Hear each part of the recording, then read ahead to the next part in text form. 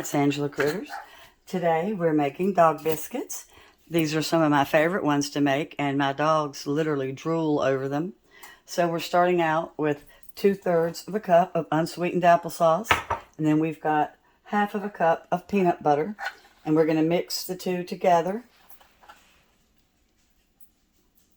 And you don't use a mixer unless you just want to. I like doing them by hand. They don't take any time at all. And then I'm going to put in my applesauce. And then I'm going to use a wooden spoon and my spatula, and I'm going to mix this together. Now you're using oat flour. And most dogs are not allergic to flour. My dogs are not. So if you want to, you can use regular flour. But it's a little bit healthier to use the oat flour.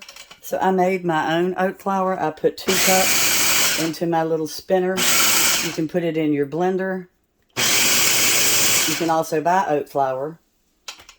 So I'm going to be mixing this up, and I'll be right back.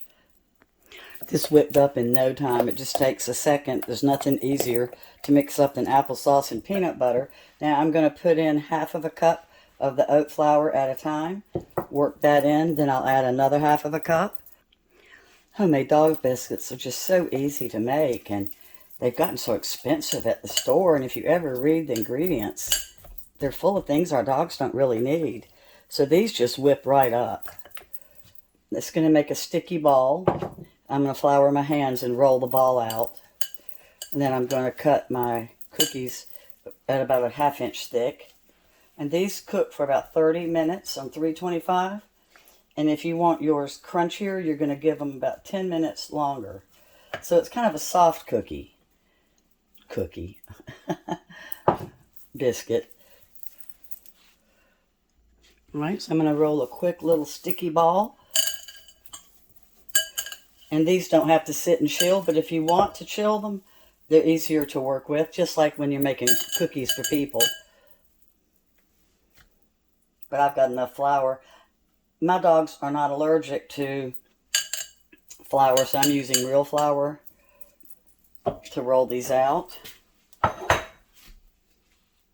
These stay good in a Ziploc bag or a glass container for about 5 days, but you can keep them in the refrigerator up to 3 weeks and freeze them for up to 3 months. Not that you would, because the dogs aren't going to let you freeze them for 3 months. Okay, so I'm going to roll them out. And I'm going to cut all these one size, because when you do all these little tiny sizes, they cook at different temperatures or different times. It's the same temperature, but they just cook at different times. And so it's easier for me just to do all one size. And I'm going to need some more flour. All right, so I'm going to kind of knead them just a little bit.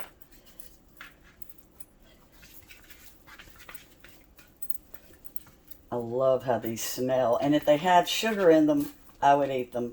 They're so good. I've licked my fingers and tasted them before, but I would need just a little bit of sugar. So all total, my prep is about 10 minutes, but it's fun to make these. And they're fun to make with kids. All right, so I think they're kneaded enough. I'm not making biscuits for people, so this is perfectly fine. And I've got parchment paper lining my cookie pan. All right, so let's get started rolling these babies out. Well,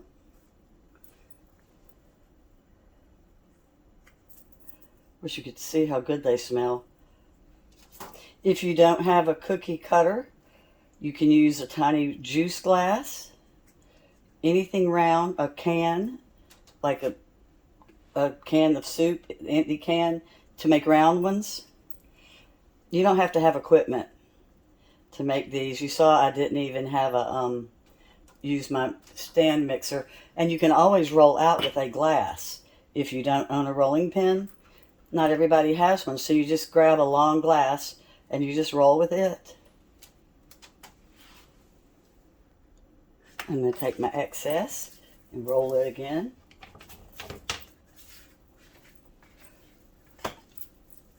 probably going to get about 2 dozen cookies. And then my dogs usually don't need a whole one. I break them in half and give each one a half at a time. But they love them. They'll start smelling them cooking and they'll start sniffing around in the kitchen.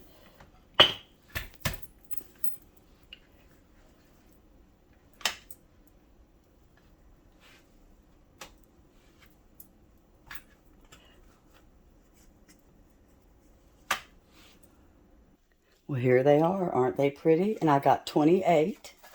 Some of them are thicker than others. So they're going in at 325 for 30 minutes. Well, they're out of the oven and they're cooling.